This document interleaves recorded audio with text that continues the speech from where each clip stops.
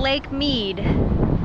We're heading to the Hoover Dam, but we took a pit stop at Lake Mead to check it out. And it's crazy, it looks like, literally looks like the ocean, but then there are mountains all around it. Oh yeah, I forgot to say, Holly's back. I picked her up at the airport last night. Vegas, baby! Except it was like almost midnight, so we just went to bed.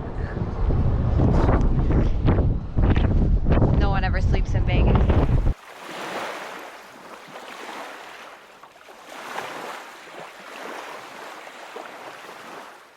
So we just pulled into the Hoover Dam, like, visitors area. All cars have to be searched and RVs have to be extra searched. So we had to open every single compartment underneath. And then they came on board and took a quick look around. Pretty easy though, and the girl was super, super nice. So I think it only took like maybe 2 minutes. Wow!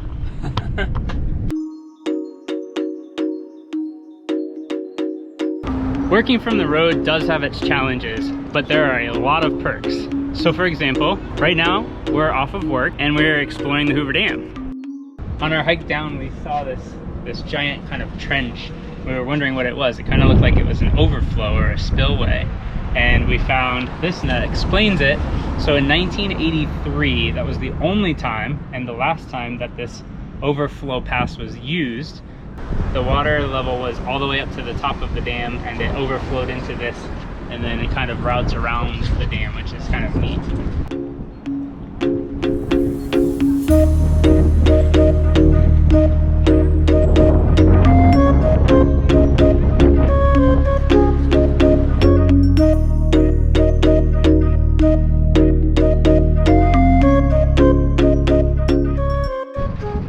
By far, the #1 question we get asked is, what hours do we work?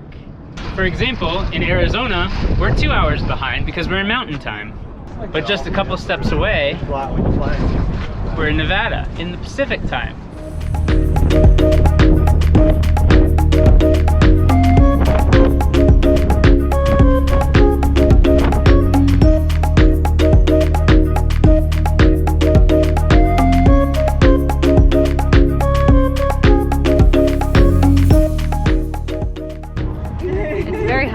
It's actually not as windy as I thought it was going to be. It's windy, but not as windy as I thought it was going to be because it's not cold at all. It's still like burning hot.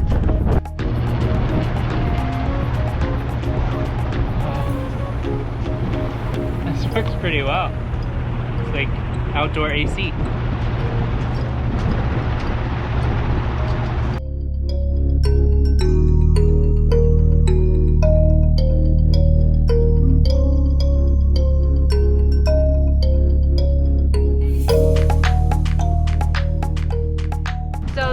Simple. We stay on Eastern time for work, which means that on days like today, when we're in Nevada, we woke up at 5 a.m. to start work, but then we were off by 2 p.m. and we're able to come explore the Hoover Dam.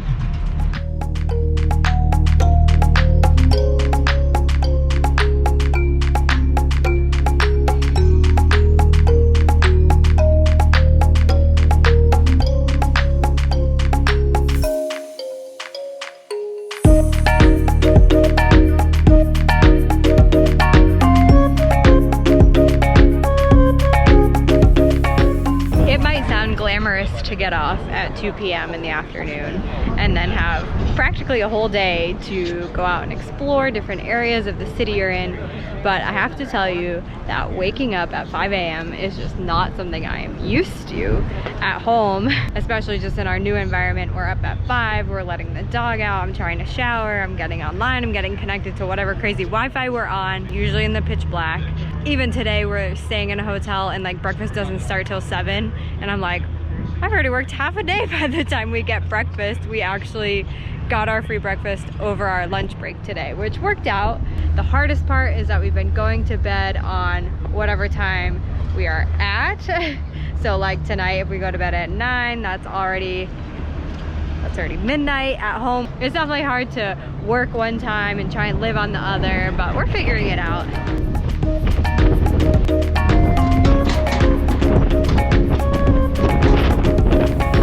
How much does it make? 4 billion kilowatt hours? Is that right? I don't know. It makes enough power for 1.3 million residents a year. So how do we keep up with waking up early in the morning, going to bed late at night, eating at all random times of the day? Well, the number one thing is coffee. But after that, it's just determination to want to live this life of working remotely 9 to 5 for a corporate job and exploring the US in the afternoons after work, being at a new location every day, being able to travel with our dog and with each other. It's the determination to want to do that that really drives us to do what we do every day.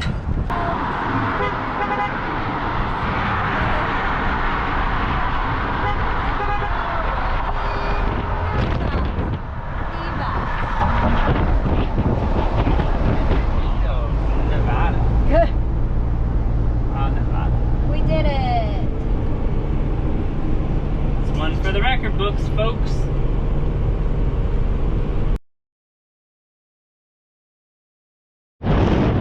Hey Holly. Yes. What do you know about the Hoover Dam? It's big. And What else do you know? it's windy. And I'm guessing it was named after President Hoover? Wait, was there a President Hoover? Oh, that's a good guess. What was his first name?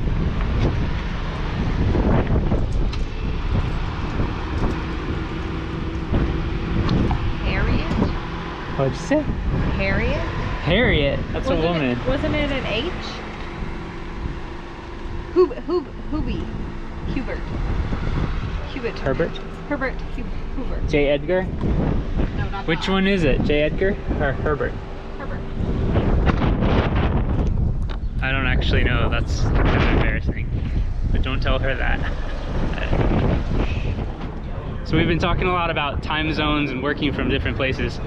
Interesting fact, the Hoover Dam is on the Colorado River, which splits Arizona and Nevada, which also splits the time zones. So we were just talking, I wonder how they coordinated people's schedules when they were actually building the Hoover Dam.